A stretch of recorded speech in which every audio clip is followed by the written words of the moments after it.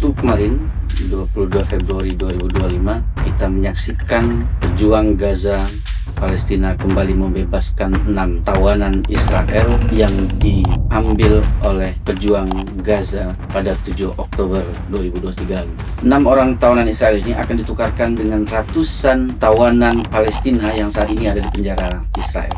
Ini merupakan bagian dari kesepakatan gencatan senjata yang disepakati oleh Hamas dan Israel pasca serangan 7 Oktober 2023 lalu. Pejuang Gaza berhasil membawa sekitar 200 lebih tawanan baik dari kalangan sipil maupun militer Israel. Tidak sedikit juga yang menyatakan apa yang dilakukan oleh Israel yang hampir meluluhlantakkan Gaza. 85% Gaza itu hancur.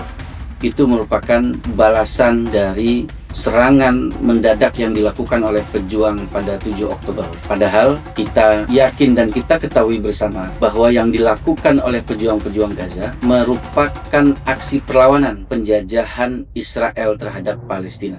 Hal ini bukan hanya dimulai sejak 7 Oktober lalu, bahkan Palestina dijajah oleh Israel sejak lama. Sebagaimana kita ketahui bahwa penjajahan Israel terhadap Palestina ini merupakan rangkaian panjang Zionis untuk menguasai tanah Palestina. Kita tahu pada 2 November 1917, Inggris mengeluarkan deklarasi Balfour yang isinya adalah dukungan untuk mendirikan negara Israel di Palestina. Kemudian pada 14 Mei 1948, Israel secara sepihak mendirikan negara ilegal Israel di tanah Palestina. Kita tahu bahwa pada kejadian Nakba 1948 itu ratusan ribu warga Palestina terusir dari tanahnya sendiri. Kemudian pada perang 6 hari di 1967, Israel berhasil menguasai tepi barat Gaza, Yerusalem Timur, dataran tinggi Golan dan semenanjung Sinai di Mesir, kemudian memperluas jajahannya hingga saat ini. Dari kejadian 7 Oktober 2023 kemarin, kita kemudian mengetahui bahwa ternyata serangan yang dilakukan oleh pejuang-pejuang di Gaza itu merupakan aksi perlawanan yang bukan dilakukan sejak 7 Oktober saja, bahkan dilakukan sejak Israel berupaya untuk menduduki tanah Palestina. Kenapa kita harus terus-terusan membela Palestina sampai Palestina merdeka? Alasan pertama adalah hak untuk merdeka.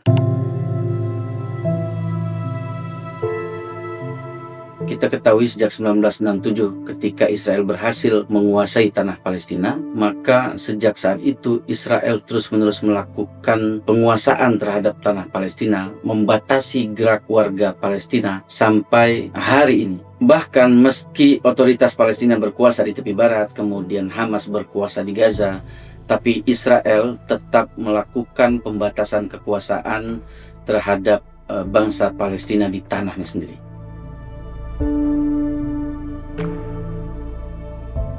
Kita tahu bahwa kekerasan terus-menerus terjadi oleh Israel di tanah Palestina, baik kekerasan terhadap anak-anak, kekerasan terhadap wanita, kekerasan terhadap aktivis-aktivis pejuang yang berupaya untuk memerdekakan tanah Palestina, itu terus dilakukan. Bahkan Israel melakukan kekejian dan kekejaman terhadap tawanan-tawanan Palestina yang berada di penjara Israel.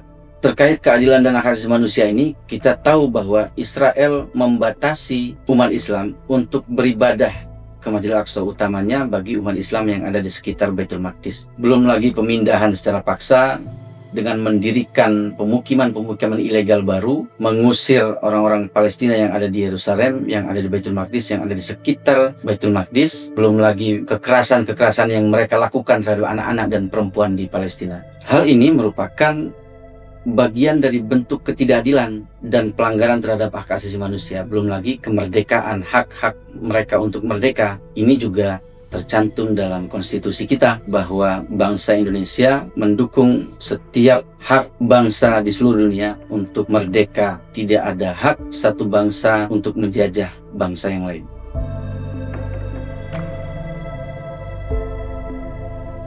Masjid Al-Aqsa di Baitul Maqdis merupakan simbol yang erat sekali hubungannya dengan umat Islam. Selain Masjid Al-Aqsa yang merupakan kiblat pertama umat Islam, bahkan di dalam Al-Quran hanya 2 masjid yang disebutkan di dalam Al-Quran, yakni Masjidil Haram dan Masjidil Aqsa. Tentu Keberadaan Masjid Al-Aqsa di tanah Palestina merupakan simbol bagi umat Islam, dan hal ini menyakiti umat Islam ketika masjid kiblat pertama umat Islam dikuasai oleh Zionis Israel.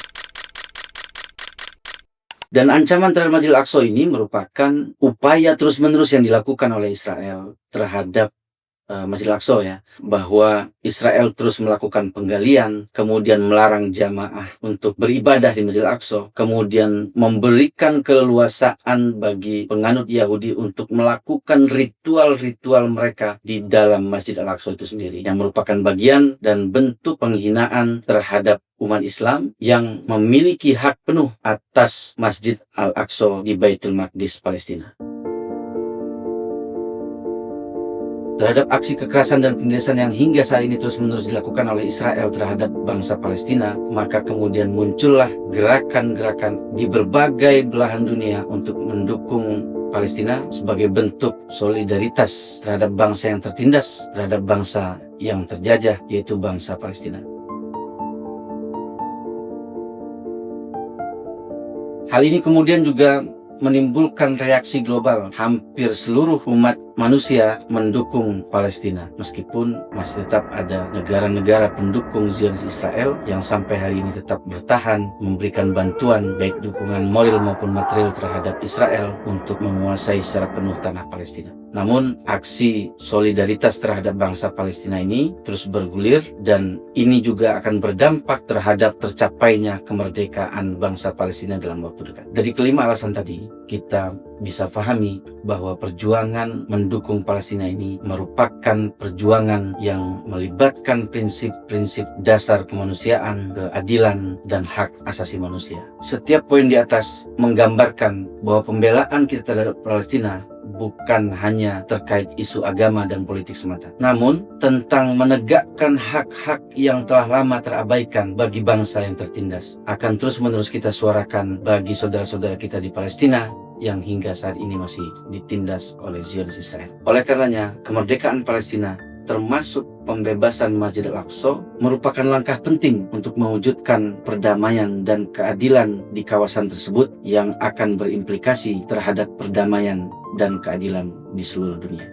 Dari kelima alasan tersebut, mudah-mudahan kita terus bisa konsisten dalam menyuarakan pembelaan kita terhadap Al-Aqsa dan Palestina sampai Palestina merdeka, sampai Al-Aqsa terbebas dari Zionis Israel. Al-Aqsa merupakan hak umat Islam yang harus segera kembali ke tangan umat Islam.